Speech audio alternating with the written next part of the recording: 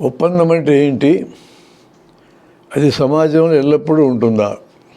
సమాజం అనగానే కనీసం ఇద్దరు ఉండాలి. ఒక వ్యక్తి ఉంటే సమాజం అనే మాట వాడరు. కనీసం ఇద్దరు ఉన్నాక ఆ ఇద్దరు ఏ ప్రయోజనం ఆశించి కలిసి జీవిస్తున్నారో స్పష్టత ఉండాలి. ఒకసారి కలిసి జీవించటం మొదలెట్టినాక వారికి హక్కులనే అంశము, విధులనే అంశము, బాధ్యతలనే అంశం, 3 అంశాలు వస్తాయి. కనీసం ఇద్దరంటే భార్యాభర్త, అది సమాజం యొక్క అత్యంత ప్రాథమిక రూపం. భర్తకి భార్య నుంచి హక్కులు ఉంటాయి, భార్య ఎడల విధులు ఉంటాయి. అలాగే భార్యకు కూడా భర్త నుంచి హక్కులు ఉంటాయి, భర్త ఎడల విధులు ఉంటాయి.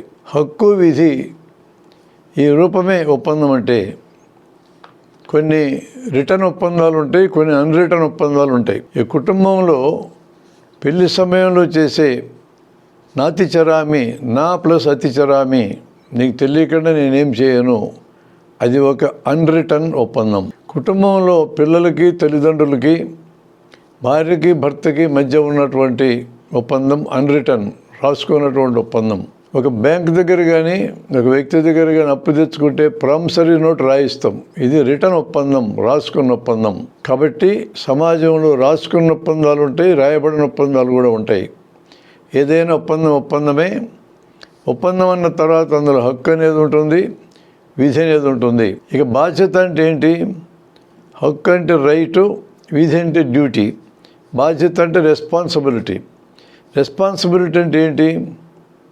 ఒక వ్యక్తికి తన హక్కు ఏందో తనకు తెలిసి అంతకు మించి హక్కుని మనసులో కోరుకోకూడదు, మాటలు వ్యక్తీకరించకూడదు, దానికి అనుగుణమైన పని చేయకూడదు.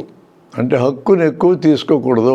ఒక వ్యక్తికి తన విధి ఏంటో తనకు తెలిసి అంతకంటే తగ్గించి చేయాలని అనుకోకూడదు, తగ్గించి చేస్తాననకూడదు, తగ్గించి చేయకూడదు.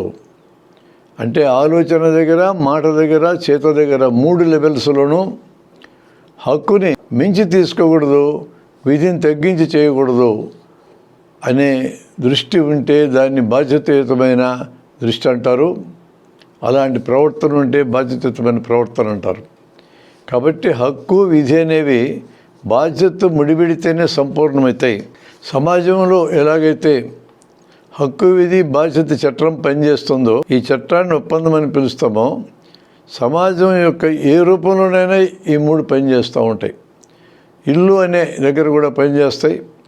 ఒక గ్రామ సమాజం, ఒక రాష్ట్ర సమాజం, ఒక దేశ సమాజం, ప్రపంచ సమాజం.